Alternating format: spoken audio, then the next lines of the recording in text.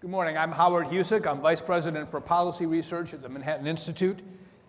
And it's great to be with you this morning. It's great to follow a great CEO like Tom Fanning and to be reminded by him of the aspirations and goals and dreams of people of modest means that his company serves. And it's a perfect segue to our next discussion about income inequality. You know, several months ago, our guests this morning for this conversation were partners in the Intelligence Squared debate series broadcast on National Public Radio. I think the gentleman from Texas said that they featured you as a get the crowd in Austin, so good job for that. They had a tough assignment to defend the idea that income inequality was not undermining the American dream of upward mobility. It was no easy task. After all, the President of the United States has pointed to the combination of growing income inequality and a lack of upward mobility, he says, as the defining challenge of our time, arguing that steps must be taken to close the gap between the nation's richest citizens and everyone else. I'm sure you hear a lot of this kind of talk on campus. But when the dust had cleared at IQ Squared, Ed Conard and Scott Winship had so effectively made the case that such views misunderstand what's really going on in the American economy, that even if all the news is not good, it's a misunderstanding. And prior to the debate, 14% of the audience agreed with Ed and Scott about income inequality, not undermining upward mobility. Afterwards, they had moved the needle to victory. 53% agreed with them.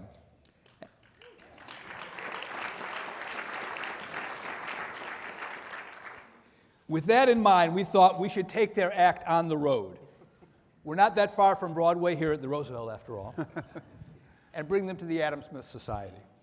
Ed brings long experience as a managing partner at Bain Capital to the discussion. He's the author of a book you have in your bag, the 2012 New York Times bestseller, Unintended Consequences, Why Everything You've Been Told About the Economy is Wrong.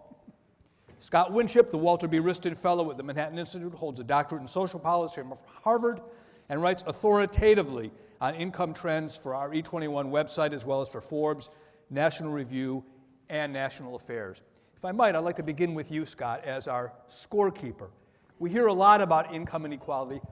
Let me ask you a really technical question. What's really going on? Yeah, well, thanks, Howard. Can everybody hear me? So this is a topic I've spent a lot of time on over the last few years. I come at this, if you sort of go back to, 22-year-old version of me, I was a no-joke lefty. I worked for Acorn doing community organizing as my first job out of college. Because it was a high-paying job, right? Exactly. I was $5 an hour. It was fantastic. But over the years, as I've come to look at the evidence, in some ways, that's what's made me drift rightward, I guess, to the extent that I have. But on the issue of inequality specifically, I think looking at the evidence, it's just hard to maintain the idea that inequality is the defining challenge of our time, as the president says. So is inequality increasing? I'm going to narrow this down because the topic is sprawling. I'm going to talk about income inequality, not wealth inequality, earnings inequality, and I'm going to talk about income concentration, the top 1%, rather than what's going on below that. So what's happened at the top? Well, if you compare 1979 to 2007, two peaks in the business cycle, the share of income received by the top before taxes has gone from about 9% in 1979 to 19% in 2007. Now, for reasons I won't get into, I think that actually overstates the rise in inequality. I think it's much more likely than not that there has been an increase. But for instance, if you look at earnings among non-elderly households, what happened to the share of earnings that went to the top 1% over that period? Well, it went from 4% to 8%. Now, on the one hand, that's doubling, so that's not nothing. On the other hand, it's less dramatic than I think the figures you tend to see. I'm quoting Congressional Budget Office figures. Those are a little bit different than the Piketty and Saez numbers, I think, that most of you see. So inequality has risen. Below the top, again, if you look at the Congressional Budget Office figures, it looks like the middle fifth, their incomes between 1979 and 2007 went up by about 30%. If you look at the bottom fifth, According to CBO numbers, they went up by 49%. Now, there's a lot of folks on the left, if there was somebody sitting to my left, they would point out issues with these figures around how you value healthcare benefits, for instance. And they'll say, well, either it's all like healthcare, and we know that healthcare shouldn't be valued as income. It's all rents going to the insurance companies. Or it's transfers. The government has kept incomes up with transfers. Well, that's actually not true, in fact. If you look just at households with kids and you look at their earnings and you take away health insurance, the middle saw their incomes go up by 26%, the bottom by 50%. Now, growth is slower today in the last few decades than it was in the 1950s and 60s, that's for sure. But it just isn't the case that there's been this widespread stagnation below the top, and the extent to which the top has pulled away from everyone else has really been overstated, I think. This is what Scott does, is to puncture the balloon of income inequality hyperbole. But let me turn to you, Ed. Does that mean if both the lower quartile and the middle quintile, did I have that right, Scott, are going up, and the shift to the top is not as great as the Occupy movement would have us believe, does that mean that our economy is healthy? Well, I think our economy is changing, and we should talk about the changes, but I think that income inequality is really a euphemism that blames the success of the 1% for the stagnant or apparently the slower growing wages of the middle and working class. And that has a view that the owners are negotiating with the workers, and the owners are winning the negotiation, and that's shifting a share to the owners at the expense of the workers. But I think that misses the point that those negotiations occur within a strategic context that really sets the parameters, not the tactical negotiation between the two. And so I would say that the 1% hasn't gotten rich at the expense of the middle class. Because information technology has made properly trained workers increasingly more productive. And why does that reduce the income of the median wage earner? I think it has no effect at all. The second is that the world's grown more prosperous, so any innovation is going to be more valuable. If you look at the stock market, for example, the inflation-adjusted stock market back to 1979, it's grown 500%. The incomes at the very top, the 1%, the 0.1%, the 0.01%, has grown about 275%. So you would expect that if you slice success off the top of innovation, what you should see is it pulling away from the median wage earner. Why does that affect the median wage? If anything, I would say it helps to pull the median up. And the third is that if you look at evidence between investors and talent, it would appear as though American talent is capturing whatever share of GDP it's capturing largely from investors, not from the 99% of the workers. So if you compare, for example, the US to the second most prosperous economy in the world, Germany, the 99% in both economies capture 49% of GDP. The 1% in the United States captures 18% of labor's income, and in Germany it only captures 12%. The difference is all captured from capital, not from the 99%. So I would say the 1% hasn't gotten rich at the expense of the middle class and working class. What's really happened is that middle class wages have stagnated because of open trade borders and immigration, which exposes the workers to competition from a worldwide surplus of low-wage workers. And so let's slow down right there, because those are big topics all of their own, and I don't want to. Let me just say this, then, that I would just be separating what is causing the 1% to be successful versus what is putting pressure on the middle class. They're entirely two different sets of trends, and we shouldn't conflate those trends and blame the success of the 1% on the reason why middle class wages have stagnated. There are other reasons why they are stagnating that are important to understand if you want to solve the problem. There may be the 4% to 8% that Scott has talked about. In fact, there is, but it's not causing the stagnation to the extent that there is stagnation in the other income classes. Yes, because I would say this, that growth can manifest itself in two ways. You can either get an increase in volume or you can get an increase in price. Where you have a near infinite supply of low-skilled labor in the world and through immigration, what we've seen in the United States is a 50% increase in employment since 1980. France and Germany, less than half as much. Japan, less than a third. That's an astronomical difference in performance. But when we get success of the 1%, puts increased pressure on increased demand. Instead of manifesting itself as an increase in price for middle-class labor, it's manifesting itself as an increase in demand for employment, and where the employment is expanding because we have a near unlimited supply of labor, both from immigration and from offshore workers. Well, let's get to that in a minute. Scott, there's a view that one of the reasons that we measure slower growth in middle class and working class incomes is because we have this kind of distorted way that we pay people through income exclusion for health care. Is that something that we should consider when we talk about how income inequality is mismeasured? Yeah, that's absolutely true. This becomes particularly relevant. The numbers I gave you before were looking at household incomes. It's much more relevant if you're looking at, for instance, earnings or hourly wages, because that's really where you get a lot of these stagnation arguments. And I think I think men's wages probably have more or less stagnated in recent decades. We can talk about that. I have this theory that essentially, in some sense, their wages were too high in the 1950s and 1960s because we, as a society, thought, God forbid married women, work. And so we paid guys this premium to try to raise an income on one family, and so they've experienced stagnation since because women knew all along that was not a great deal.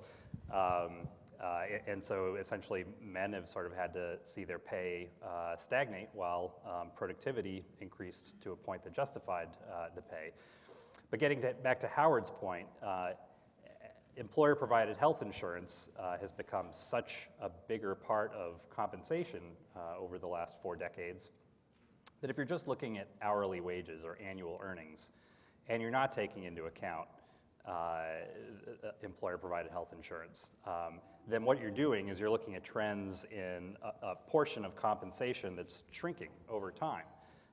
If you look at employer-provided health insurance, if you consider even the employer's share of payroll taxes, which has gone up over time, other employer-provided fringe benefits, that's a really important part of the story. So you can easily go from a case where it looks like hourly wages have stagnated for men and women, but you take into account these other factors, which today are something like 20 to 25% of compensation for most workers, and it really does change the story a lot. Right, and so it's not a coincidence the healthcare sector is one of the growth parts of the economy because we're in effect allocating capital toward it, aren't we? Yeah, that's absolutely right, and there's some question about whether people value health benefits as much as they would the cash. Is there really a question? Okay. Some people argue that you shouldn't value health insurance as income because they would rather have the cash. And I think I was going there, yeah. Yeah, exactly. But I don't know. The polling I've seen, there are polls that have actually asked people, would you prefer to have to pay more in healthcare every year, or would you prefer not doing that and just getting the cash? And people, it turns out, value the benefits as well. So I think excluding health insurance from wages or earnings is a big mistake. Right, and it distorts the economy too. Ed, when you talk about returns to innovation and how that's driving the amount of wealth captured by the top earners in the U.S. compared to Germany, and we have been a much more innovative economy than Germany, to be sure. There's also a school of thought more pessimistic associated with, for instance, Robert Gordon at Northwestern, an economist there, Tyler Cowen to a certain extent, the George Mason economist, New York Times columnist, George Mason economist, that there aren't going to be jobs for people who don't have these subtle, high-value skills, and that our real challenge as an economy is to have an inclusive kind of growth, lest people be really on the sidelines as robots start to take the place of panelists at Adam Smith Society and that kind of thing, Would people notice? I think the argument that technology is hollowing out the middle class is an easy one to make if you don't think about it for very long, because the U.S. has been the most technologically advanced economy And we have had the fastest middle class employment growth and working class employment growth of any economy by far in the world. So as I said before, the US employment has grown 50% since 1980. It's less than 25 in Germany and France, less than 15 in Japan. So how do you reconcile that to the notion that the success of our 1% is somehow hollowing out the middle class? I would say it is the only thing that is driving the growth in our economy and putting upward pressure on the demand for middle class employment. And so I continue to say it's disingenuous to close one eye and look only at the price, the increase in wages, which has been less than it has been in the past, and ignore the fact that the employment has risen as much as it has, because this can play out in two ways. Now, I think this argument about, is innovation going to slow down? I think the truth is nobody has any clue. And the trends are over the long run have been outstanding, and over the last 25 years have been outstanding. So a lot of this is based on the last couple of years where risk-taking slowed down in the recession. I think the data is way too early to tell. And I would say on the one side of the equation, I think technology is driven by the number of researchers you have. The number of the productivity of researchers does seem to be declining. We need more and more researchers per unit of innovation. We have a limited supply of people who are capable of being researchers. And so I think if you look at those trends, you'd find a certain amount of pessimism. But I think on the other side, the cost of creating information technology related innovation has gone way down. You can create WhatsApp and Instagram, billions of dollars in value with a couple of guys and almost no capital investment, whereas in the 1950s you had to build a whole network of auto plants and Procter & Gamble mass manufacturing plants. You don't have to do any of that anymore. And as a result, I think what you have seen is that a much greater share of our most talented workers have moved into the innovative startup entrepreneurial sector of the economy than in the past. And people look and say, well, the number of startups has declined. But if you look at the number of startups, they're overwhelmed by mom and pop restaurants and retailers. And that segment of the economy has been largely consolidated in the United States. We have much less of that now in the US than we had in the past. And relative to other countries, so the Walmarts of the world and the Amazons and the Olive Gardens of the world have really been very, very successful there. And if you look at venture capital funding, for example, people always point to 2000, which is an astronomical peak, but the venture capital funding was about $100 billion at that time. Today, Google, Facebook, Apple, Amazon, companies that weren't even around in 2000 really in any force, spend about $60 billion in research and development, venture capital spending about $50 billion in venture capital. We're spending more today than we were in 2000. So in effect, you're saying that the innovation that's happening at the top of the economy is the hope for the middle class, but there's no sure things in the world of creative destruction. And I think the only thing there never has been. And what's driving our growth today is innovation, and what drove it in the past was capital investment into manufacturing to capitalize on the economies of scale, mass markets that we opened up in the 1950s, and we educated, saturated our population with education and found talented people that were uneducated that turned out to be very productive. And so those things have gone away, and they've been replaced by largely innovation, which might be a very tough road to hoe, but it is the road that we are going to have to hoe in order to grow our economy. Right. It's not like we can go back to 1955. Right. And Scott, let me ask you, there's been discussion about increases in redistribution payments, or there's some. In effect, the president, through his recent budget proposal, proposes more redistribution payments by changing the tax code to save the middle class, as he would put it, or help the middle class. Is part of the decrease or the lesser extent of inequality that you described earlier attributable to the fact that we have increased redistribution payments a lot, or is that overstated too? So I would say yes to both of those.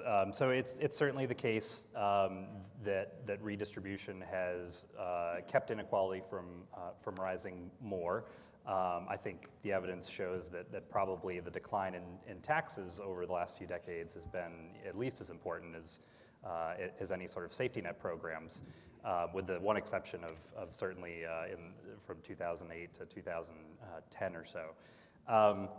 But that case gets overstated a lot by people like Jared Bernstein, who I've debated for the Manhattan Institute on this topic as well. they will point to median income figures that show not so great growth until you add transfers in. And so Jared's view has been, the only thing that's been propping up incomes for the middle class are transfers, or redistribution.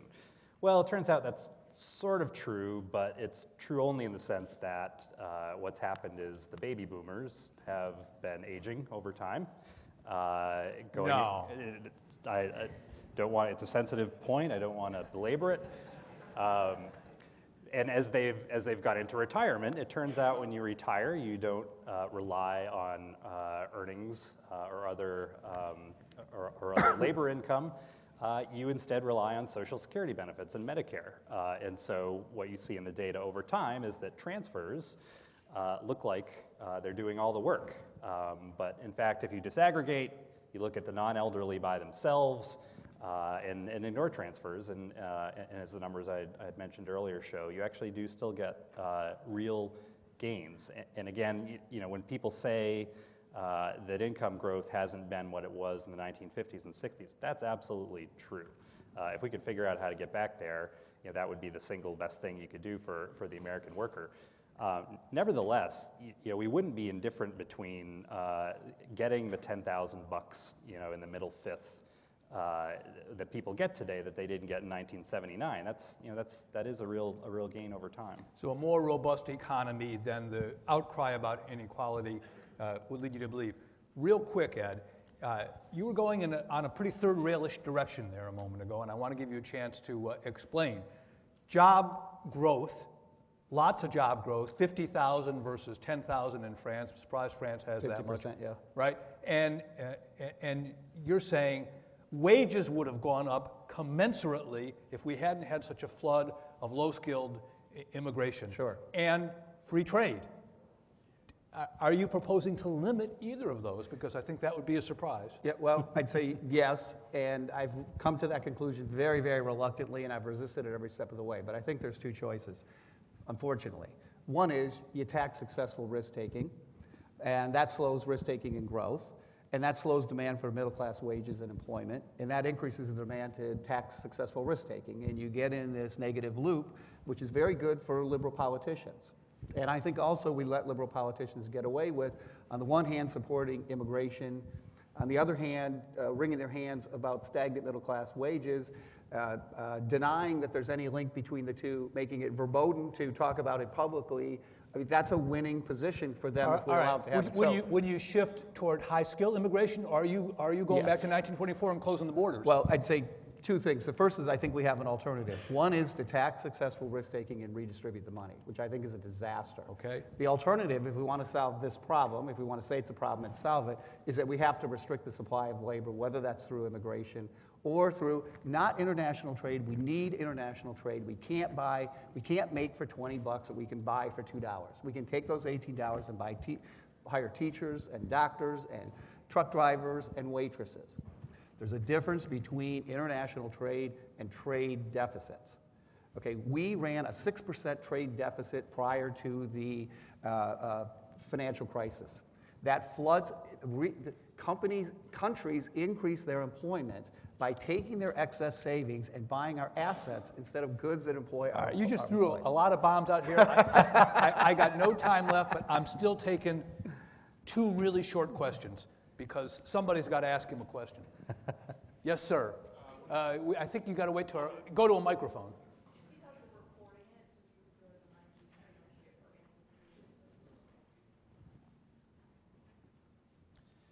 What do you think the low interest rate environment has done for income inequality?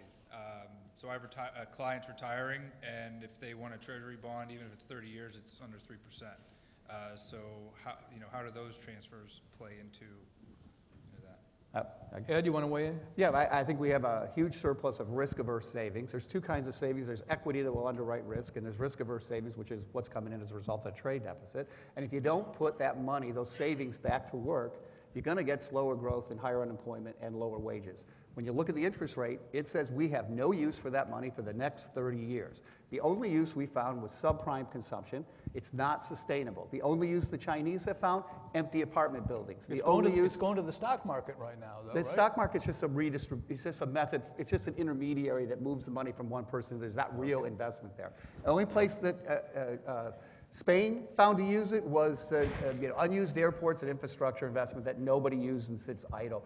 In an innovation-based economy, you have very little use for risk-averse capital, and if you don't put that capital to work, you get high unemployment. We should stop letting the rest of the world dump their excess risk-averse savings into our economy. It forces us to find uses for that money. Nobody's been able to find uses. Low interest rates say we don't see any use for 30 years out there on the horizon for that money. Last question. If there is one more. Yeah, yes, sir, right over here. Please go to the microphone. I'm Andrew Nesbitt from Cornell. Regarding inequality, you kind of mentioned the cost of healthcare and how you should include it in compensation.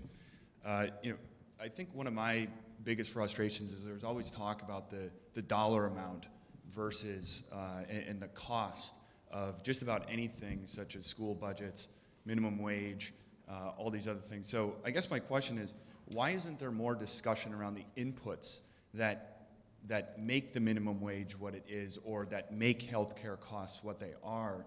Because I think that is the more important issue than just saying, well, you should include the fact that your healthcare that now costs whatever it is 10 times more than it did 20 years ago into your income, as far as your compensation. I'm not quite sure I get the question, but So again, why not focus on the Cost inputs management rather than just the dollar amounts? So I think for health insurance specifically, there's a real live debate about the extent to which rising healthcare costs reflect rising value. And there are some pretty smart, left of center economists. I'm thinking of David Cutler at Harvard, who make a fairly strong case that the price increases we've seen have been real advances in healthcare. So I think specifically on inputs that affect healthcare insurance costs, I don't think we have a good sense at all of whether we can do a better job there or not. still a different discussion about whether we need a higher minimum wage and whether that will solve the inequality problem if it is a problem, right? Yeah, I think raising the minimum wage, the devil's in the details, right? If you raised it by a small amount, the evidence shows the disemployment effects are pretty small. If you raise it to 10.25 in one fell swoop, which is what the Obama administration's talking about doing, we've only seen it increase that big once, and it was before and into the Great Recession. So I doubt that minimum wage increase helped employment in the Great Recession. And 10.25 in real cost of living adjusted terms is higher than the minimum wage has ever been in the United States. So I think you have to be really careful. You have to be really careful at all when you talk about increasing the minimum wage. And if our main problem today is long-term unemployment, if anything, that argues for lowering the minimum wage a little bit. So a higher minimum wage and healthcare costs on top of that might be a real employment issue. Well, we don't want to take an unequal portion of the time, so please join me in thanking Ed Conard and Scott Winship.